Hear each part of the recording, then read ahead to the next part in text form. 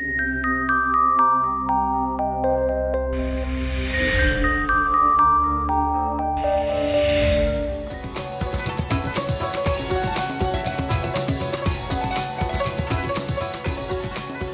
les hauteurs de Saint-Julien-Mont-Denis, à 1400 mètres d'altitude, Samuel Claque, jeune résident du hameau de Mont-Denis, nous emmène rendre visite chez sa voisine Odile Mouchet.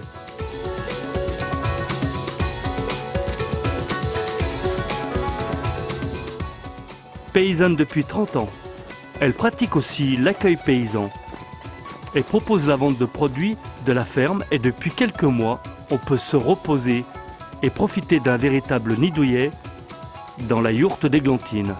Donc la yourte, elle fait 30 mètres carrés, donc 6 mètres de large, de diamètre. Il y a 3 banquettes, donc c'est avec 6 couchages. Donc les banquettes sont très simples à déplier. Autrement, il y a une petite vasque avec une pompe à pied, donc pour faire une petite toilette. Et puis je propose aussi de prendre une douche chez moi, donc qui est à 50 mètres d'ici, dans notre ferme. Il y a un petit poêle à bois qu'il faut que les gens apprennent à le gérer, donc pour avoir assez chaud la nuit, parce que la yourte, c'est tout de même une tente, ça reste une tente, même si il y a une isolation en laine de mouton. Donc la nuit, la température redescend, donc il faut essayer de conserver un peu de chaleur dans le poêle pour pouvoir le matin se réveiller sans avoir trop froid. Mais bon, j'ai quand même prévu ce froid, et j'ai prévu des couettes assez épaisses, et en général les gens ont très chaud sous les couettes.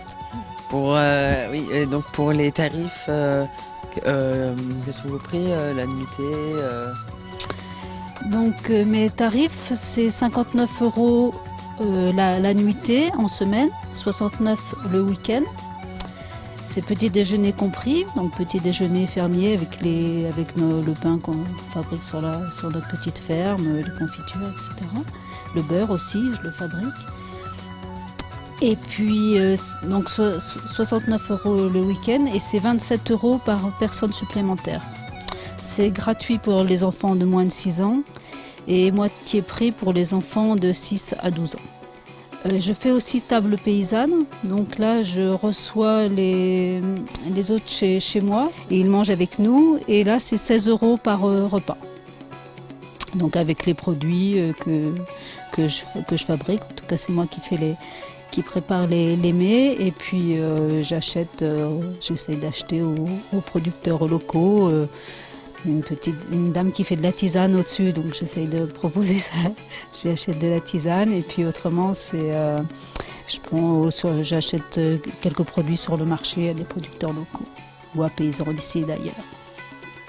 D'accord, maintenant on va écouter ceux qui logent dans cette yourte, vos locataires.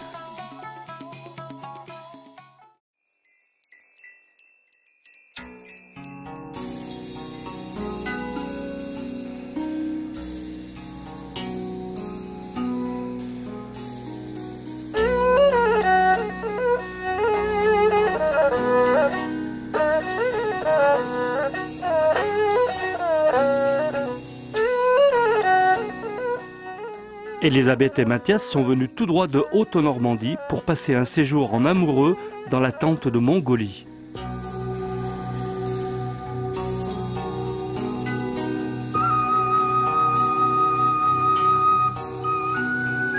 Alors donc c'est pas très original, mais sur internet en fait.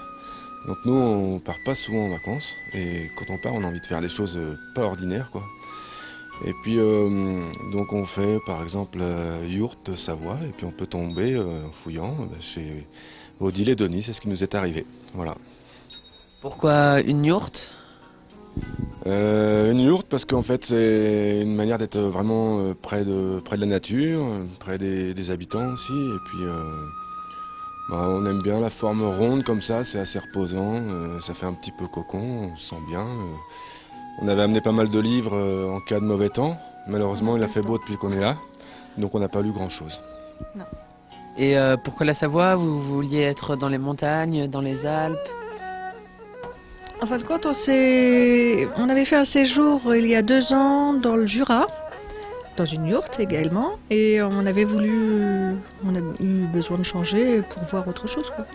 Donc on a essayé la Savoie, et puis on a eu un temps extraordinaire, donc c'est vraiment agréable.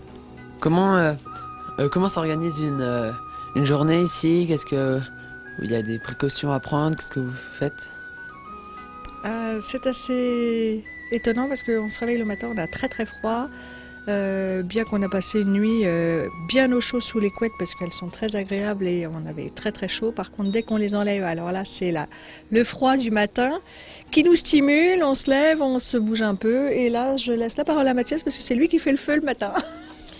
Donc on est principalement occupé à des tâches de survie, c'est-à-dire se chauffer, et puis préparer à manger, parce qu'en fait dans la yourte, il n'y a pas d'électricité, il n'y a pas d'eau courante, il n'y a pas la télévision, il n'y a pas tout ça, donc en fait on se trouve complètement bousculé par rapport à nos repères quotidiens.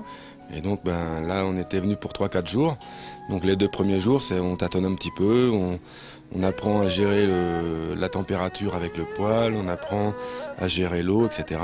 Et puis ma foi au bout de 2 jours on commence à être pas mauvais. Est-ce que vous aimez ce cadre? Est-ce que vous passeriez plus longtemps ici, ou vous préférez juste quelques jours, le plaisir de quelques jours? En fait, grâce à l'accueil de Odile et Denis, on a pu découvrir un petit peu la manière de vivre en montagne. Nous, on a l'impression qu'ils vivent sur un escalier parce qu'il n'y a jamais un terrain plat par rapport à chez nous en Normandie, au bord de la mer. Et donc, on est content de voir tout ça. Y vivre, je pense qu'il faut quand même être né ici pour faire corps avec la montagne, ne pas la subir comme nous on peut la subir parce qu'on n'est pas habitué. Par exemple, on a fait pas mal de visites du petit hameau. Et nous on a un peu mal au mollet parce qu'on n'est pas habitué à grimper des côtes comme ça. Et pourtant on marche beaucoup dans notre vie quotidienne en Normandie. Mais voilà, il y a toute une adaptation qui doit se faire. Mais donc y vivre, ce serait peut-être une bonne période d'adaptation. Puis des voisins accueillants et puis qui nous apprennent un petit peu comment faire. Voilà.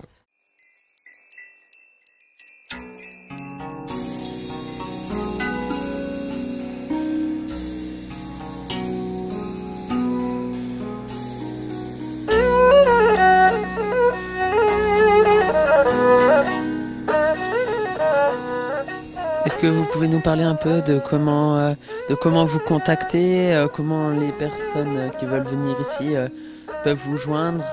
Et on peut me joindre donc sur le site d'accueil paysan, où j'ai une petite annonce sur Internet, pas encore sur le catalogue parce que ma proposition est trop récente. Autrement, je me suis inscrite aussi à l'office de tourisme, donc là on peut me joindre sur Internet et bientôt sur le dépliant papier.